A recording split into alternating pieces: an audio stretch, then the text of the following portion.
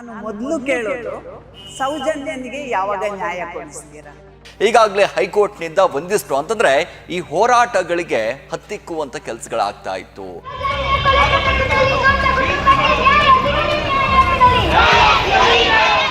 High court ಒಂದು ಸಂದೇಶವನ್ನ ಕೊಟ್ಟಿದೆ, ಒಂದು ಚಾಟಿಯನ್ನ ಬೀಸಿದೆ. ಸೌಜನ್ಯಗೆ ನ್ಯಾಯ ಸಿಗಬೇಕು ಅಂತಂದ್ರೆ ನಾವೆಲ್ಲರೂ ಕೂಡ ಒಗ್ಗಟ್ಟಾಗಬೇಕು.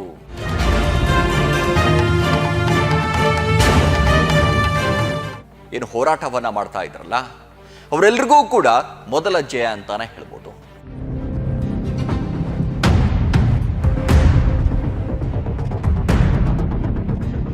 ಅತ್ಯಾಚಾರ, ಕೊಲೆ, ರೇಪ್ ಪ್ರಕರಣಕ್ಕೆ ಸಂಬಂಧಪಟ್ಟ ಹಾಗೆ ಅವಳಿಗೆ ನ್ಯಾಯ ಸಿಗಬೇಕು ಅಂತ ಕರ್ನಾಟಕದಂತ ಅಲ್ಲ, ಇಡೀ ದೇಶಾದ್ಯಂತ ಪ್ರತಿಯೊಬ್ಬರು ಕೂಡ ಹೋರಾಟವನ್ನ ಮಾಡಿದ್ರು.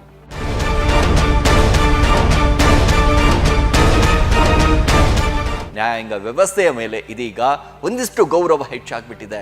ಏನ್ರಿ ಬರೀ ಶ್ರೀಮಂತರಿಗೆ ಒಂದು ನ್ಯಾಯ, ಬಡವರಿಗೆ ಒಂದು ನ್ಯಾಯ ಅಂತ ಮಾತಾಡ್ತಾ ಇದ್ರಲ್ಲ, ಅವರೆಲ್ಲರಿಗೂ ಕೂಡ ಇದೀಗ ಪ್ರತ್ಯುತ್ತರ ಸಿಕ್ಕಿದೆ. ಮಟ್ಟನ್ ಅವರು ಒಂದು ಆರೋಪವನ್ನ ಮಾಡ್ತಾ ಇದ್ದಾರೆ. ಸಂತೋಷ್ ರಾವ್ ಅಲ್ಲ ಅಂತಂದ್ರೆ ಹಾಗಾದ್ರೆ ಯಾರು ಆ ಆರೋಪಿ? ಈಗ ಯಾವಾಗ ಸಂತೋಷ್ ರಾವ್ ಅಲ್ಲ ಅಂತ ಸ್ವತಃ ಕೋರ್ಟ್ ಹೇಳ್ತು, ಬೇಕಲ್ಲ ಯಾರಾದ್ರೂ ಮಾಡಿದವರು. ಕೇವಲ ಅವರ ಮನೆ ಅಲ್ಲ, ಇಡೀ ಕುಟುಂಬ ಅಲ್ಲ, ಇಡೀ ಕರ್ನಾಟಕ ಅಲ್ಲ, ಇಡೀ ದೇಶನೇ ಕಾಯ್ತಾ ಇದೆ ಸೌಜನ್ಯಳಿಗೆ ನ್ಯಾಯ ಸಿಗಬೇಕು ಅನ್ನುವಂಥದ್ದು. ಸೌಜನ್ಯಳಿಗೆ ಆದಂಥ ಘಟನೆ ಯಾರ ಜೊತೆಯೂ ಕೂಡ ಆಗಬಾರ್ದು. ಕರ್ನಾಟಕದಲ್ಲಿ ಪ್ರತಿಯೊಬ್ಬ ಹೆಣ್ಣು ಮಗಳು ಕೂಡ ಇದನ್ನೇ ಬಿಡ್ಕೊಳ್ತಾ ಇರುವಂಥದ್ದು.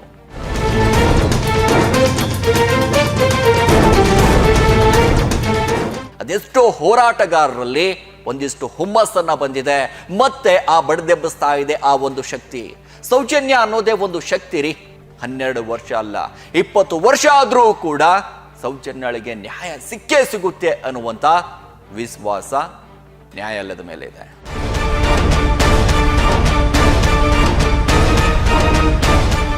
ಹಾಯ್, ಹಲೋ, ನಮಸ್ಕಾರ. ಸ್ಪೀಡ್ ನ್ಯೂಸ್ನ ವಿಶೇಷ ಕಾರ್ಯಕ್ರಮಕ್ಕೆ ಸ್ವಾಗತ. ನಾನು ಸಿರಾಜ್ ವಾಲಿಕಾರ್.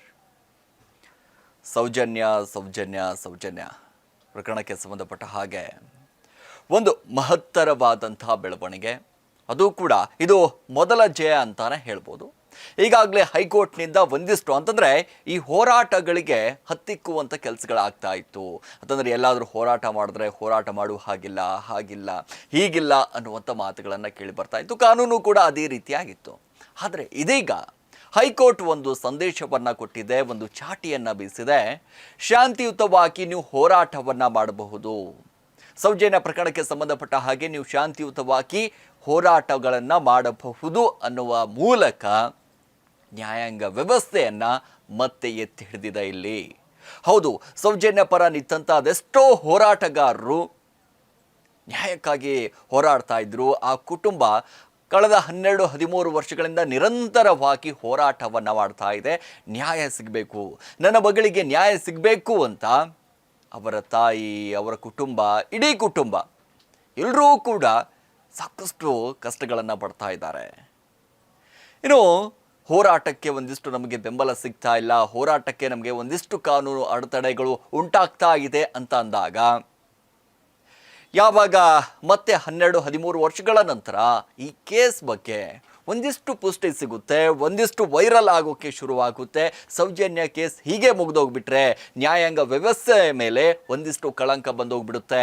ಸೊ ಹಾಗಾಗಿ ಸೌಜನ್ಯಗೆ ನ್ಯಾಯ ಸಿಗಬೇಕು ಅಂತಂದ್ರೆ ನಾವೆಲ್ಲರೂ ಕೂಡ ಒಗ್ಗಟ್ಟಾಗಬೇಕು. ನಾವೆಲ್ಲರೂ ಕೂಡ ಪ್ರತಿಯೊಬ್ಬರು ಕೂಡ ಒಗ್ಗಟ್ಟಾದಂಥ ಸಂದರ್ಭದಲ್ಲಿ ಸೌಜನ್ಯಳಿಗೆ ನ್ಯಾಯ ಸಿಗುತ್ತೆ ಅನ್ನುವಂಥ ಕಾರಣದಿಂದಾಗಿ ನಾಗೇಶ್ ಅವರ ಪೀಠದಿಂದ ಎಲ್ಲರೂ ಕೂಡ ಏನು ಹೋರಾಟವನ್ನು ಮಾಡ್ತಾ ಇದ್ರಲ್ಲ, ಅವರೆಲ್ಲರಿಗೂ ಕೂಡ ಮೊದಲ ಜಯ ಅಂತಾನೆ ಹೇಳ್ಬೋದು. ಹೋರಾಟ ಮಾಡೋಕೆ ನಾವು ಬೇಡ ಅನ್ನೋದಿಲ್ಲ, ಆದರೆ ಶಾಂತಿಯುತವಾಗಿ ಹೋರಾಟವನ್ನು ಮಾಡಬೇಕು. ಸದ್ದಲು ಗದ್ದಲ ಹಾಗೆ ಸಾಕಷ್ಟು ಜನ ಸೇರಿಕೊಂಡು ನೀವು ಹೋರಾಟ ಮಾಡುವ ಹಾಗಿಲ್ಲ. ಅಂತಂದ್ರೆ ಶಾಂತಿಯುತವಾಗಿ ಎಷ್ಟೇ ಜನ ಸೇರಿಕೊಂಡ್ರೂ ಕೂಡ ನೀವು ಶಾಂತಿಯುತವಾಗಿ ಹೋರಾಟವನ್ನು ಮಾಡಬೇಕು. ಶಾಂತಿಯಿಂದ ಅಂದರೆ ಮಹಾತ್ಮ ಗಾಂಧೀಜಿಯವರು ಕೂಡ ಇದನ್ನೇ ಹೇಳ್ತಾ ಇದ್ರು, ಶಾಂತಿ ಶಾಂತಿ ಶಾಂತಿ. ಶಾಂತಿಯಿಂದ ನಾವು ಎಲ್ಲವೂ ಕೂಡ ಸಹನೆಯನ್ನು ಮಾಡಿದ್ರೆ ಇಡೀ ಜಗತ್ತನ್ನೇ ನಾವು ಗೆಲ್ಲಬಹುದು ಅಂತೆ.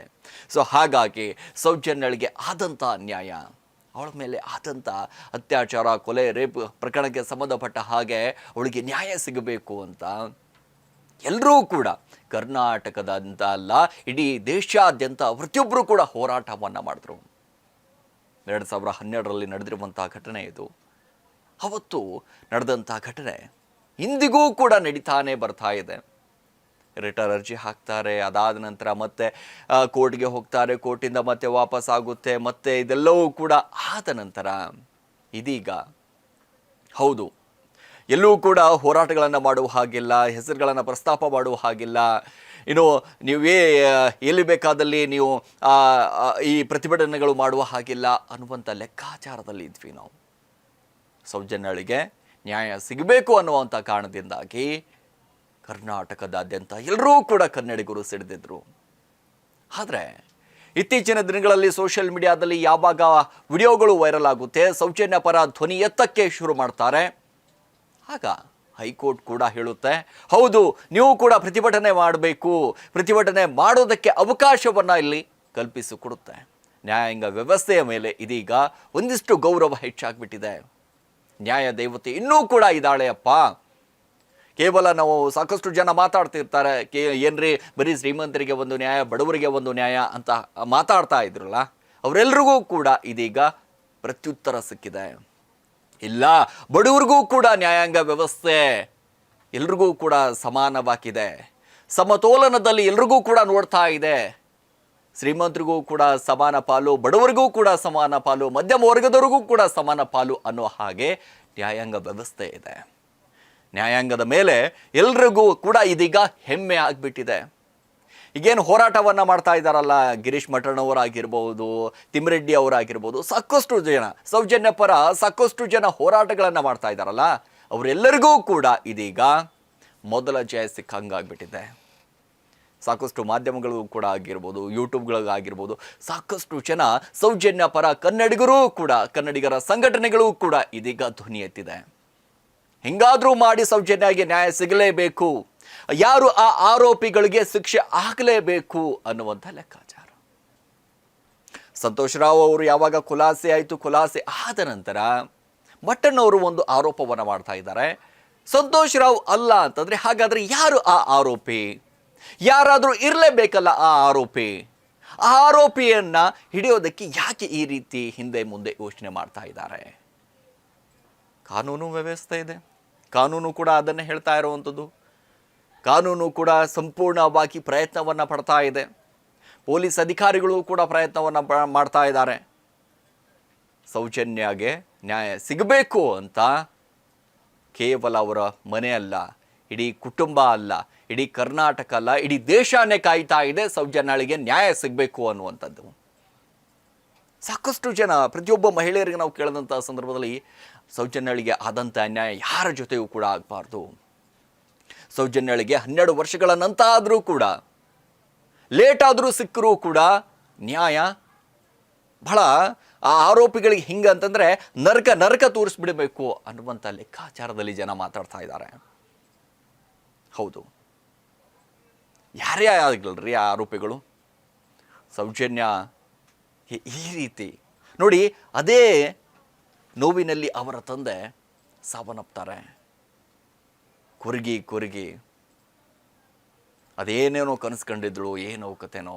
ಸೌಜನ್ಯ ಅದು ಏನಾಗಬೇಕು ಮುಂದೆ, ಪೊಲೀಸ್ ಅಧಿಕಾರಿನೋ, ಡಾಕ್ಟರೋ, ಇಂಜಿನಿಯರೋ, ದೊಡ್ಡವಳಾಗಿ ಇಡೀ ಕುಟುಂಬವನ್ನು ನಿರ್ವಹಣೆ ಮಾಡೋದಕ್ಕೆ ಕಾಯ್ತಾ ಇದ್ದಳು.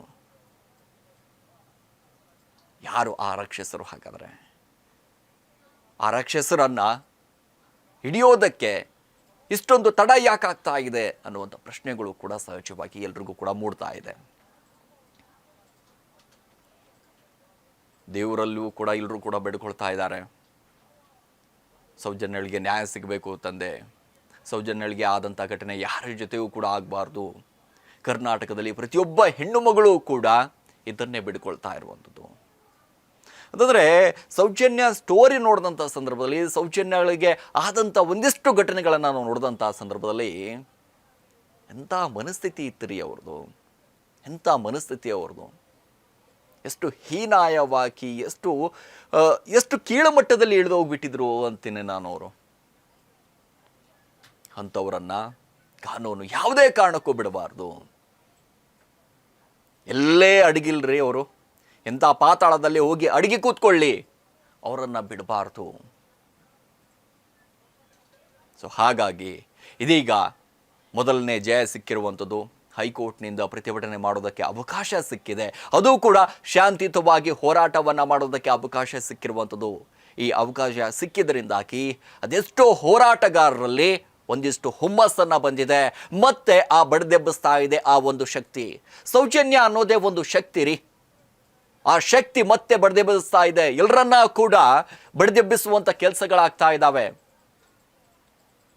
ಹೌದು, ಎಲ್ಲರೂ ಕೂಡ ರೆಡಿ ಆಗ್ತಾ ಇದ್ದಾರೆ, ರೆಡಿ ಟು ಫೈಟ್. ನಾವು ಕೂಡ ರೆಡಿ ಇದ್ದೀವಿ. ಸೌಜನ್ಯ ಪರವಾಗಿ ನಿಲ್ಲೋದಕ್ಕೆ ನಾವು ಕೂಡ ರೆಡಿ ಇದ್ದೀವಿ. ಸೌಜನ್ಯಳಿಗೆ ನ್ಯಾಯ ಸಿಗೋವರೆಗೂ ಕೂಡ ನಾವು ಹೋರಾಟವನ್ನು ಮಾಡ್ತೀವಿ ಅಂತ ಪ್ರತಿಯೊಬ್ಬರು ಕೂಡ, ಪ್ರತಿಯೊಬ್ಬ ಕನ್ನಡಿಗರು ಕೂಡ ಇದೀಗ ರೆಡಿ ಆಗಿದ್ದಾರೆ. 12 ವರ್ಷ ಅಲ್ಲ, 20 ವರ್ಷ ಆದರೂ ಕೂಡ ಸೌಜನ್ಯಳಿಗೆ ನ್ಯಾಯ ಸಿಕ್ಕೇ ಸಿಗುತ್ತೆ ಅನ್ನುವಂಥ ವಿಶ್ವಾಸ ನ್ಯಾಯಾಲಯದ ಮೇಲೆ ಇದೆ, ಆ ಕುಟುಂಬದ ಮೇಲೆ ಇದೆ. ಆ ಕುಟುಂಬ ಈಗಲೂ ಕೂಡ ಕಣ್ಣೀರಲ್ಲಿ ಕೈ ತೊಳಿತಾ ಇದೆ. ನನ್ನ ಮಗಳಿಗೆ ನ್ಯಾಯ ಸಿಗುತ್ತೆ ಅನ್ನುವಂಥ ವಿಶ್ವಾಸದಲ್ಲಿ ಇನ್ನೂ ಕೂಡ ಬದುಕ್ತಾ ಇದೆ.